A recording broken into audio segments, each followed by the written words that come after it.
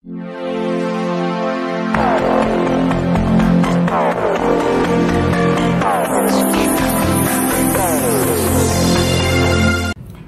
mga gawiks, isang masayang umaga sa lahat dyan, no? Na medyo maulan at makulimlim. So ngayon mga gawiks, ito yung ating gagawin ngayon. Magmarkot tayo ng sanga ng bayabas. Ito mga gawiks, yan yung ating mamarkotin, no? So tayo ay maghanap lang dito ng kanyang pwesto, no? Ito yung kanyang mga gawiks, no? Putulin natin to. So yan, ito ay ating putulin. At dito ay babalatan natin yung kanyang sanga, no? Yan ang ating mamarkutin ngayon, ang sanga na ito. Ayan. So yan. So umpisahan ko na sa pagbalat mga gawiks yung sanga, no. Yan tayo ngayon magmarkut. So ito yung mga gawiks, no. Yan. So yan yung ating babalatan ngayon, itong ating naputol na maliit na sanga. Ayan dito. So yan, paikot yan mga gawiks, no, para mabalatan natin. Yan. So dating mga gawiks, tayo ay nakapagmarkot na dito. Ayan, hanggang dito sa kabila niyang dulo.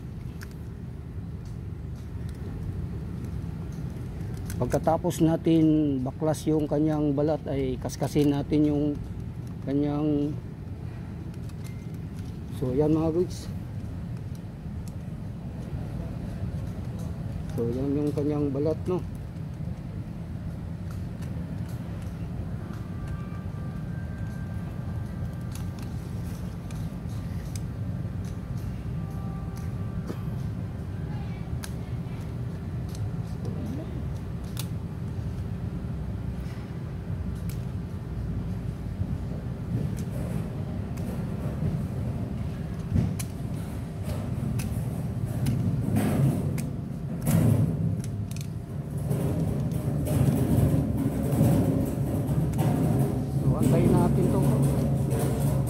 Ilang buwan to magkaroon ng ugat mga gawiks, yung kanyang balat. So babalatan lang natin.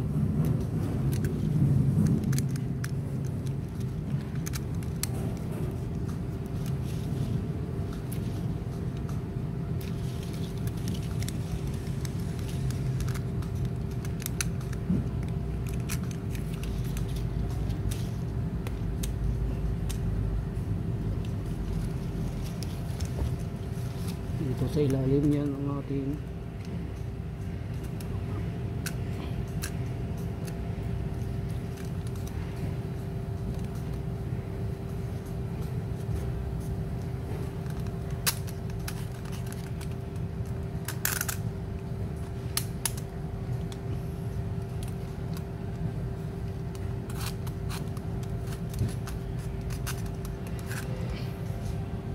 so yan ang mga gawiks, no, nabalatan na natin, no. Yan, kakaskasin natin.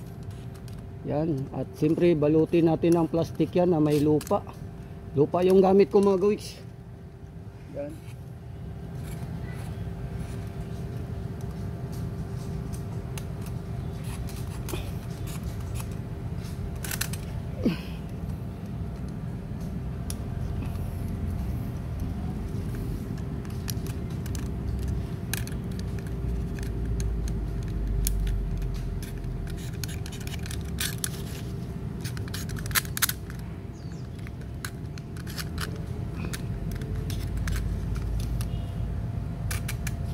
Okay na yan mga gawiks, yan ay atin ang tapalan, no.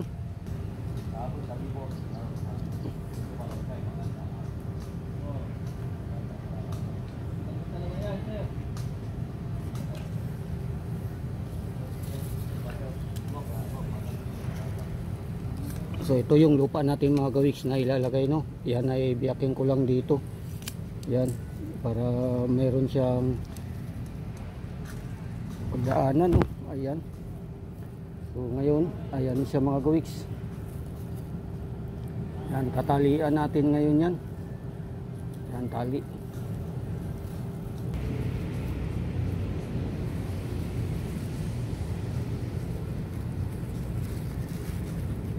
So yan, ibalot lang natin ng maigi mga gawiks, no. So yan, pag may lumabas na lupa ay siguraduhin lang natin na may lupa doon sa kanyang pinagbalatan natin. Yan lang. So yan ay tali lang muna natin.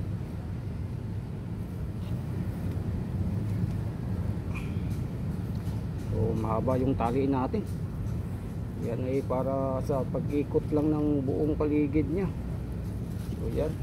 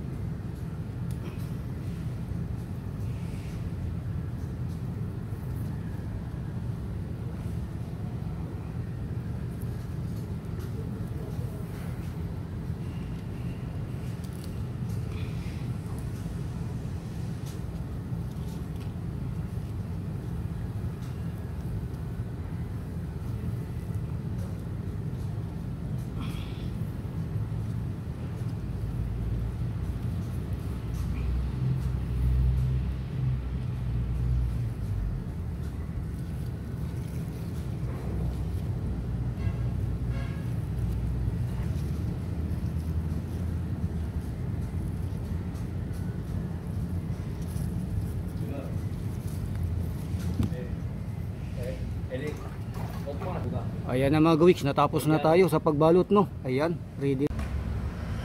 Ayun mga gawiks, ang masayang umaga, no. Masayang morning sa lahat dyan, saan man tayo naroon, no. Update natin mga gawiks yung ating namarkot na sanga ng bayabas dito. Dahil sa may nakita na tayo na mga ugat na lumabas, no. So ayan na mga gawiks, no, kulay puti. Ayan. So ngayon ito mga gawiks ay ating itra-transplant, no? Transfer natin yan. Hanapan natin ngayon ng pwesto to mga gawiks. So may bunga pa naman yan, mga sanga na yan mga gawiks, no? So nakalaylay yung bunga niya dito. So ayan. So hindi lang yan ang ating namarkot mga gawiks. Doon sa kabilang side, no, may markot din tayo na pwede rin natin isabay sa pag-transplant. Ayun mga gawiks, ang masayang hapon na dyan sa atin, at ito nga ang ating namarkot na bayabas, no. So ngayon ito na ay ating puputulin, no. Yan ay ating transfer natin sa ating pagta-transfer nito mga gawiks ay doon muna sa balde, no. Dahil ito ay markot, subukan natin na sa balde natin ilagay o papalakihin. Ito ay may bunga mga gawiks, no. Ayan, may bunga siya.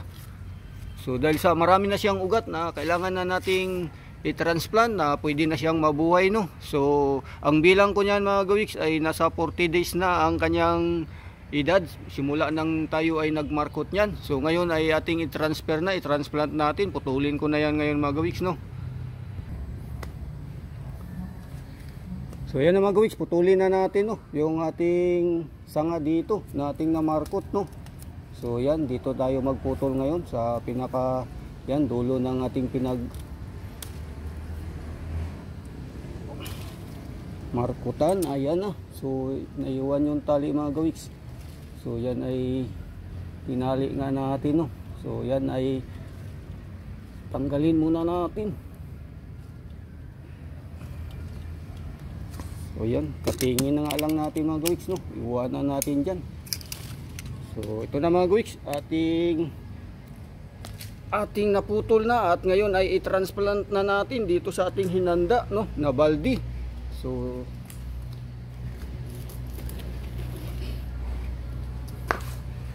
yan mga gawiks, mayroon tayo ditong hinanda na baldi, no, na ating yan natin ilalagay ngayon.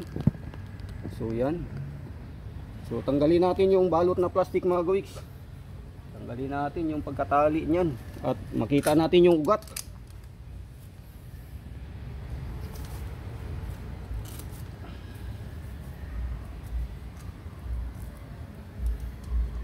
So may bunga pa siya talaga na ating isama sa paglipat, no. So yan ang ating ugat dito ngayon, ay ating makikita ngayon yan. So yung tali niya hindi natin alam kung saan ang dugtungan nito mga gawiks, no. Yun, ayan na. So ito yung tali na ating tanggalin, no. Tingnan natin yung kanyang mga ugat dito ngayon mga gawiks. So ito na nga yun ang ating makikita na mga ugat, no.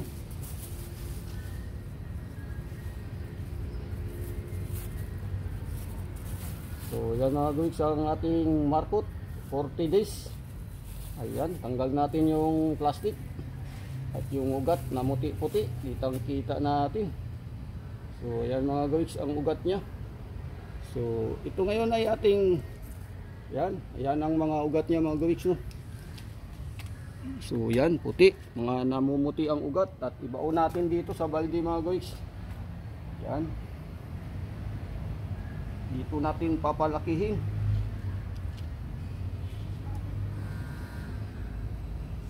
Ayan mga guys, no. Ayan. So ating suportahan lang to mga guys ng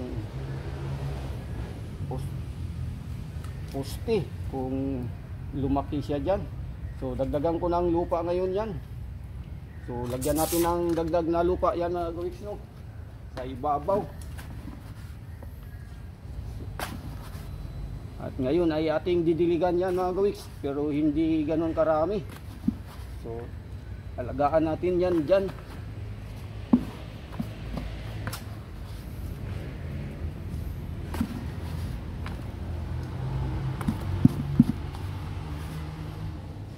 So hindi muna natin to paarawan mga gawiks.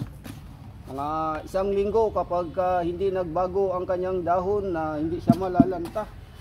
So kapag maganda ang tubo, at saka natin ilagay doon sa pwesto na maarawan. So pansamantala ay dito muna yan. So yan yung mga lupa na dinagdag natin. So yan na nga, mayroon pang bunga, no. May bunga pang kasama yan na transfer tayo. Ayan yung bunga. So ngayon dito muna yan mga gawiks, no. Ayan, bagong transplant na ating markot na bayabas. So hanggang dito na lang mga gawiks. Muli, masayang buhay sa lahat dyan. Ayan yung namarkot natin na bayabas ngayon, na transplant natin sa balde lang muna. Ayan, dahil yan ay ating obserbahan kung maganda ang tubo at kung may magandang ibubunga yan. So marami pa naman tayong ginawang markot dyan mga gawiks, no. So ito ay ating obserbahan muna. Bye bye, yahoo! Isang masayang buhay sa lahat dyan.